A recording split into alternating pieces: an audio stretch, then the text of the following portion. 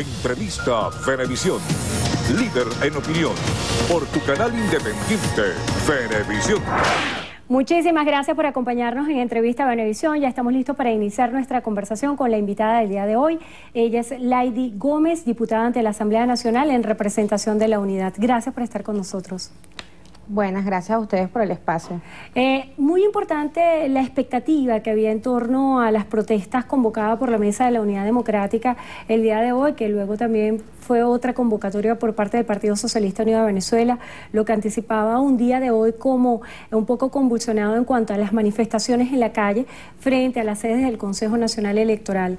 ¿En qué cambió la decisión de que el CNE no trabajara hoy la ruta de estas protestas que están previstas para el día de hoy?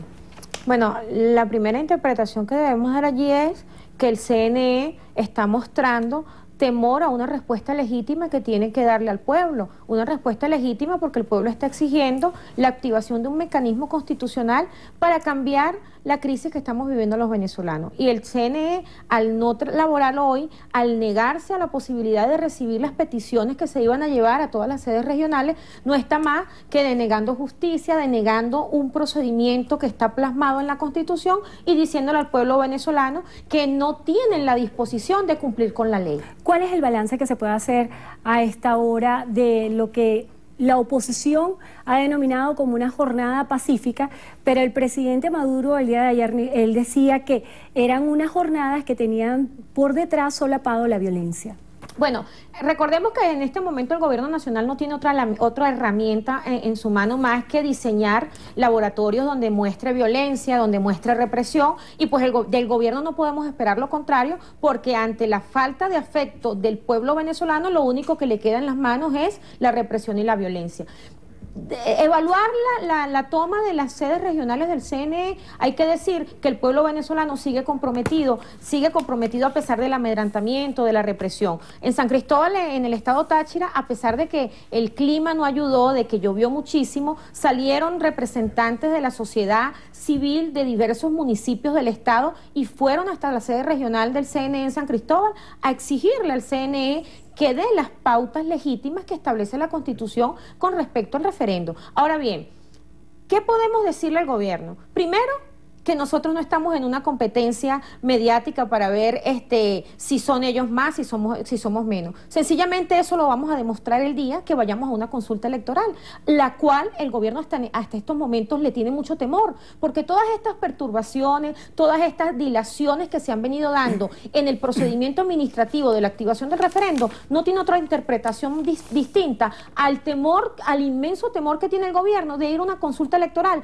porque saben que perdieron lo más importante que puede tener un proyecto político, el afecto del pueblo, que es aquel que protagoniza al poder en el espacio, y al gobierno venezolano lo ha tenido en el poder el pueblo, pero en este momento ese mismo pueblo ha decidido revocarlo y cambiar las riendas de los venezolanos y cambiar el futuro de los venezolanos. La rectora Socorro Hernández anunciaba que entre el 14 y el 16 de septiembre se anunciaría el cronograma para el referéndum revocatorio.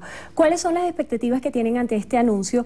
Y si esta declaración es una respuesta ¿ustedes lo consideran una respuesta a la presión que ha establecido en la calle la Mesa de la Unidad Democrática? Por supuesto, la respuesta que el CNE o la información que el CNE deberá anunciar es una respuesta a todo ese clamor que se ha venido mostrando las últimas semanas a través de la manifestación pacífica, a través de la postura cívica que ha tenido el pueblo venezolano. Es una respuesta para decirle a los voceros del gobierno nacional, como Jorge Rodríguez, como Diosdado Cabello, como el mismo presidente de la República, que se creen que ellos son los propietarios del referendo y de la Constitución. En vocería de ellos escuchamos a diario que el referendo no se va a dar. Pero las rectoras del CNE en la segunda quincena del mes de septiembre tienen la obligación constitucional de anunciarle al pueblo venezolano cuándo es el lapso para la recolección del 20% de la firma. ¿Qué quiere decir esto? Que nosotros desde los sectores democráticos, desde la ciudadanía que quiere cambiar las riendas de Venezuela a través de un procedimiento legítimo que está en la Constitución, jamás vamos a esperar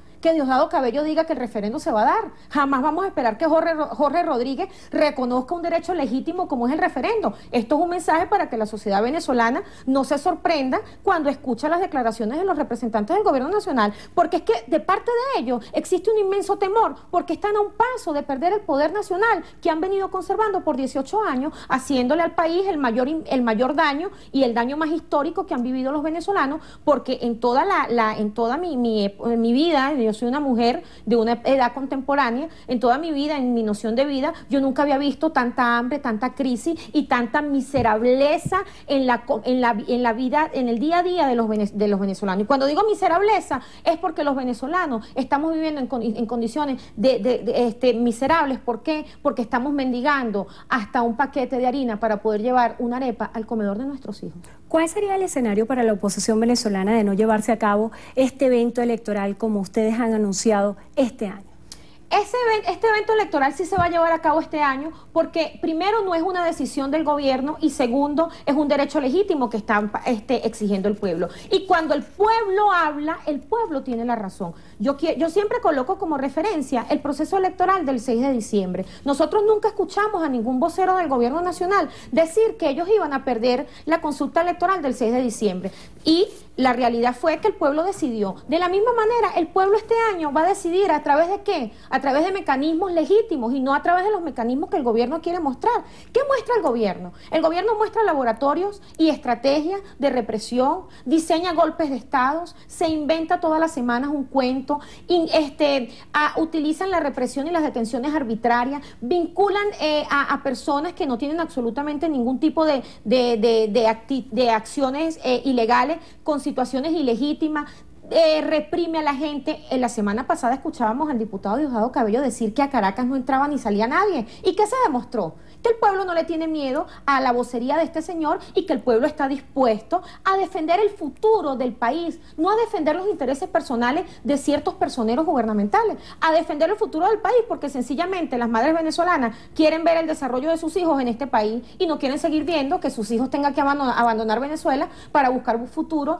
en otros países. Diputada, acerca de la reinstalación del nuevo ciclo de la Asamblea Nacional, ya el presidente del Parlamento, Henry Ramos Ayub, decía que se iban a instalar en la isla de Margarita el día 15. Esto va a ser paralelo a la cumbre de los países no alineados, donde van a estar presentes más de 120 naciones que conforman este bloque.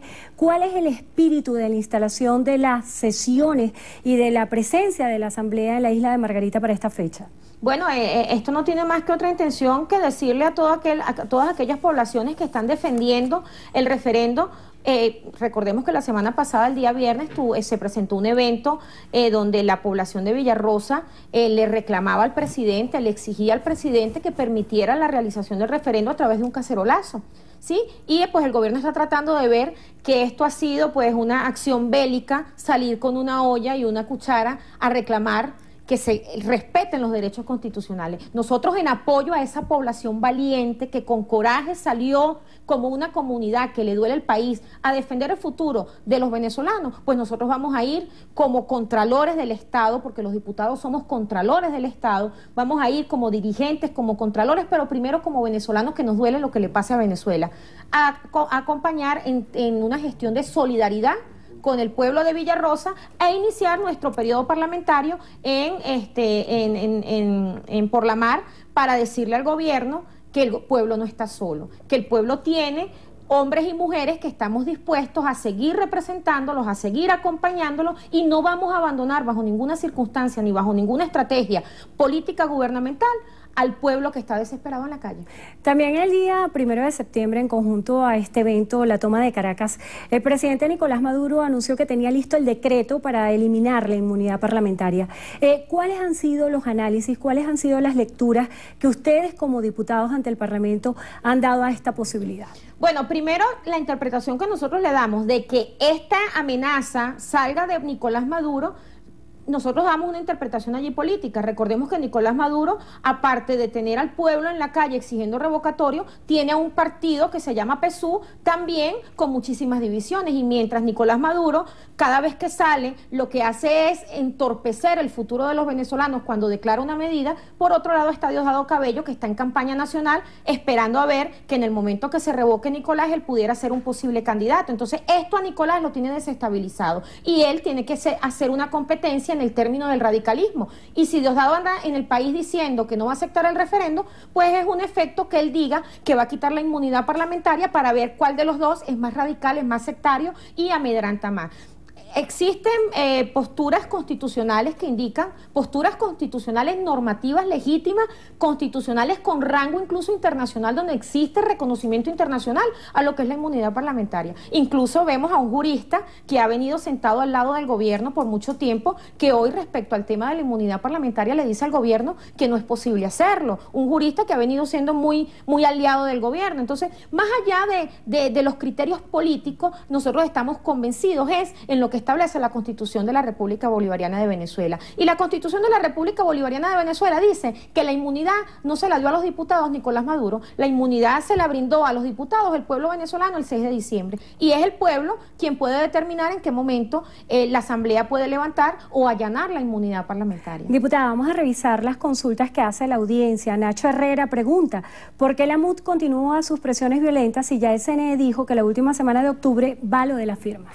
La MUNO continúa manifestaciones violentas. En el estado Táchira las manifestaciones violentas fueron generadas por colectivos que dirigió el gobernador del estado, que anunció que por demás habían hechos violentos, y fueron personas que estaban del lado de los sectores del gobierno. Joan José pregunta, ¿por qué no iniciaron la activación del revocatorio en enero si según los voceros del gobierno lo podían hacer?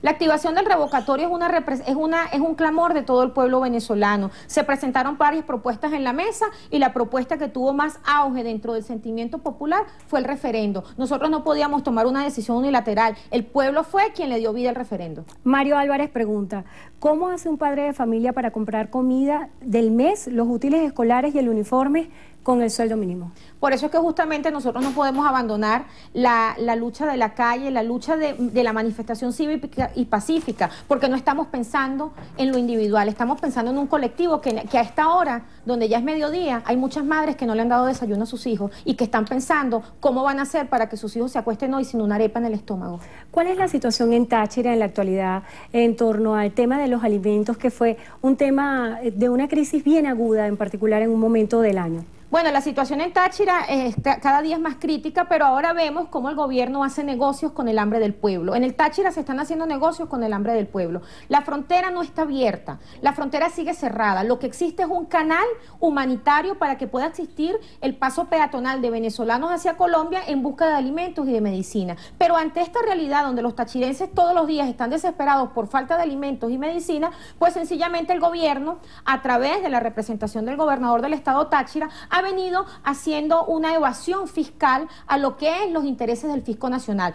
Con el fisco nacional tenemos escuelas, carreteras y hospitales, pero sencillamente se le está haciendo un atropello al fisco nacional. Se han venido ingresando importaciones ilegítimas a través de trochas, donde las gandolas con mercancía colombiana está ingresando al estado y se le está vendiendo por parte de los entes gubernamentales regionales el mercado a la gente a precio de dólar negro.